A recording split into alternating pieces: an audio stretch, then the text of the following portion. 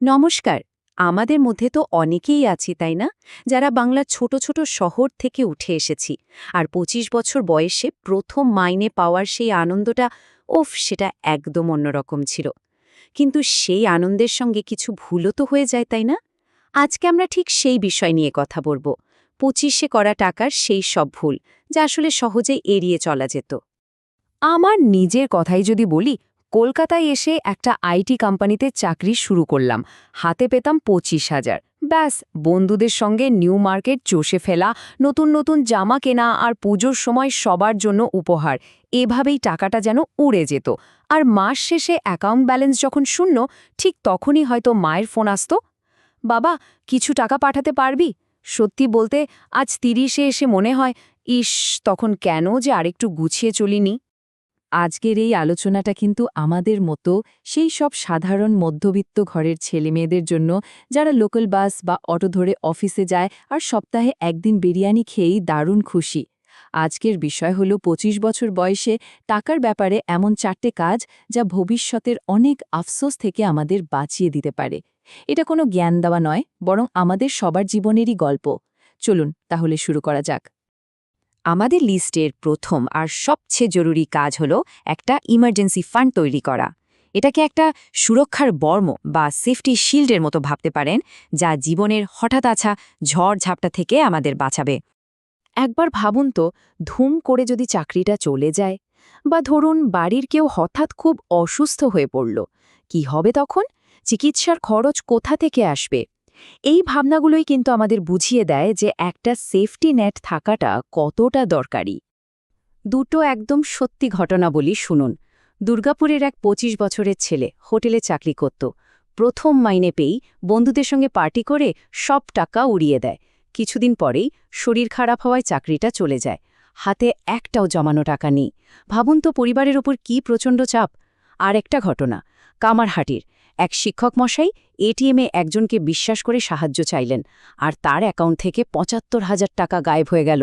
আমাদের মতো মধ্যবিত্ত পরিবারের জন্য এই এক একটা ধাক্কা সব স্বপ্ন ভেঙে দেওয়ার জন্য যথেষ্ট। আর এটাই কিন্তু রূঢ় বাস্তব। ভারতে ২৫ থেকে ৩০ বছর বয়সী প্রায় ৭০% তরুণের কোনো ইমার্জেন্সি ফান্ডই নেই। আর ঠিক এই কারণেই তারা খুব সহজে ঋণের জালে জড়িয়ে পড়ে। তাহলে উপায় কি? দেখুন, উপায়টা কিন্তু খুবই সহজ। আজই একটা আলাদা সেভিংস অ্যাকাউন্ট খুলে ফেলা যায়, আর মাইনে পাওয়ার দিনই মাত্র ২-৩ হাজার টাকা সেখানে অটো ট্রান্সফারের ব্যবস্থা করে দেওয়া যায়। শুরুটা ছোট হোক, ক্ষতি নেই, কিন্তু নিয়মিত চালিয়ে যাওয়াটাই আসল। এই ছোট্ট পদক্ষেপটাই কিন্তু নিজের আর পরিবারের জন্য একটা বিশাল সুরক্ষার দেয়াল হয়ে উঠবে। আচ্ছা, প্রথম কাজটা তো গেল। এবার আসি দ্বিতীয় কাজে।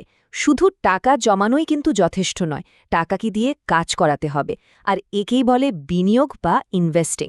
বিনিয়োগের আসল জাদুটা হলো কম্পাউন্ডিং, মানে চক্রবৃদ্ধি সুদ, যেখানে আপনার জমানো টাকা সময়ের সাথে সাথে নিজেই নিজেকে বাড়াতে শুরু করে। এই স্লাইডটার দিকে একবার দেখুন। যদি ২৫ বছর বয়স থেকে প্রতি মাসে মাত্র ২,০০০ টাকা করে বিনিয়োগ করা হয়, তাহলে ৬০ বছর বয়সে গিয়ে সেটা প্রায় ৫০ লক্ষ টাকা হয়ে যেতে পারে। কি করে?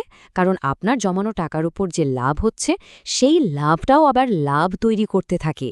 কিন্তু এই একই কাজ যদি মাত্র ১০টা বছর দেরিতে, মানে ৩৫-এ শুরু করা হয়, তাহলে দেখুন সঞ্চয়ের পরিমাণটা প্রায় অর্ধেক হয়ে যাচ্ছে। এটাই হলো সময়ের শক্তি। রেডিটে এক ২৫ বছরের যুবক তার নিজের গল্প শেয়ার করেছেন।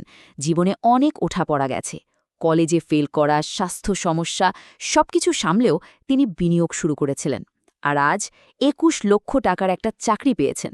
তার একটাই আফসোস, ২০ কোঠায় পাওয়া মাইনেটা যদি জমাতাম, তাহলে আজ আরও কত এগিয়ে থাকতাম।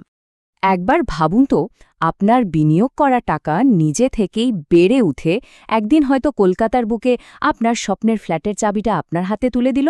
সত্যি বলতে, আমি নিজেই ভুলটা করেছি, ঠিক সময়ে শুরু করতে পারিনি, আর এখন সেটার জন্য আফসোস হয়। আমাদের ৩ নম্বর কাজটা হল ঋণ বা দেনার হাত থেকে মুক্তি পাওয়া। ঋণ হল ঠিক পায়ের বেড়ির মতো, যা আমাদের স্বপ্ন আর সম্ভাবনাকে একদম আটকে রাখে। এই বয়সটায় যা হয় আর কি, ক্রেডিট কার্ড হাতে এলেই ইচ্ছে মতো শপিং বা সঙ্গীকে নিয়ে ঘুরতে যাওয়ার জন্য লোন নেওয়া, এগুলো খুব সাধারণ ব্যাপার। আমার নিজেরও অভিজ্ঞতা আছে। জীবনের প্রথম লোনটা নিয়েছিলাম একটা মোবাইল ফোন কেনার জন্য, যার ইএমআই এখনও চলছে।